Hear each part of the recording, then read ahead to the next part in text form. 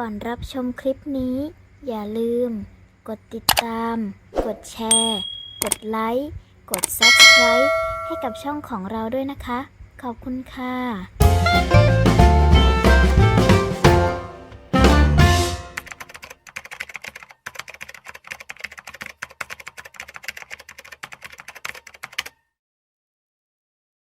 กลัวไหมกลัวไหม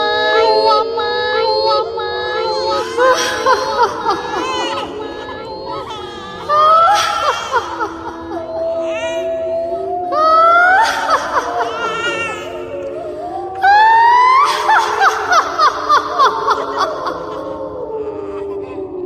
เรื่องคืนฝนตกไฟดับเป็นเรื่องเมื่อสมัยอายยังเด็กนะคะ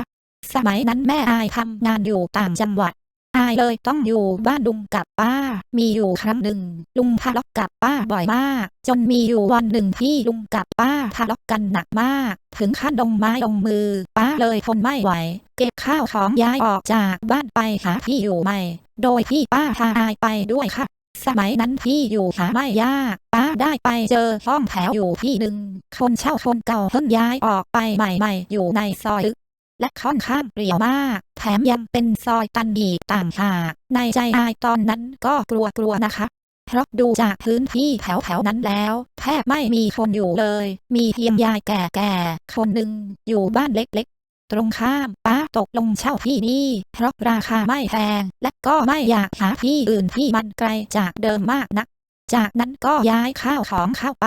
แล้วป้าก็พูดแปลกๆว่ามันรู้สึกวิวๆนะตอนนั้นอายนึกในใจว่าอย่าว่าแต่ป้าเลยอายกลัวที่นี่มากๆยังจำความรู้สึกนั้นได้ดีเลยค่ะอายเดินสำรวจไปรอบๆก็ไปเจอเชือกอะไรสักอย่างอยู่บนหลังตู้เย็นค่ะรู้สึกขนลุกแปลกๆคิดแค่ว่าที่นี่ไม่น่าอยู่เลยจริงๆตกดึกคืนนั้นฝนตกหนักมากเหมือนจะมีพายุเข้าไฟแถวนั้นเลยดับหมดเลยค่ะมืดไปหมดแต่ยังโชคดีที่มีเทียนอยู่ก็จุดเทียนซึ่งไม่ได้สว่างอะไรมากมายในขณะที่ไฟก็ดับฝนก็ตกอายไม่มีอะไรทำเลยนอนยี่ไปสักพักแต่ก็ต้องตื่นเพราะได้ยินเหมือนเสียงของหนักล้มดังตึงพออายตื่นขึ้นมาได้ยินเสียงป้ากำลังอาบน้ำอยู่ในห้องน้ำก็เลยงงว่าแล้วเสียงอะไรตอนแรกก็คิดว่าเสียงป้าเดินชนอะไรหล่นเขาเพราะห้องมันมืดไปหมดแต่ป้าก็อยู่ในห้องน้ำนี่นาอายเลยเรียกป้าเพราะความกลัวแล้วป้าก็เดินออกมาเสื้อผ้าไม่ใส่เดินผ่านอายไปหน้าบ้านอายเลยตะโกนเรียกป้าจะไปไหนหนูอยู่นี่แป๊บเดียวเท่านั้นป้าก็เปิดประตูห้องน้ำกระโจมอกถือเทียนเดินมาแล้วถามอายว่าไปไหนล่ะป้าอยู่นี่น้องอายเท่านั้นแหละอายพูดไม่ออกเลยอึ้งมากว่าใครกันที่เดินผ่านเราไปเมื่อกี้อายจำได้ว่าตอนนั้นอายล้มตัวลงไปนอนเยียบจนไฟมาแล้วนอนกอดป้านั่นยันเช้าเลยค่ะพอเช้ามาอายก็ถามป้าไม่เห็นอะไรแปลก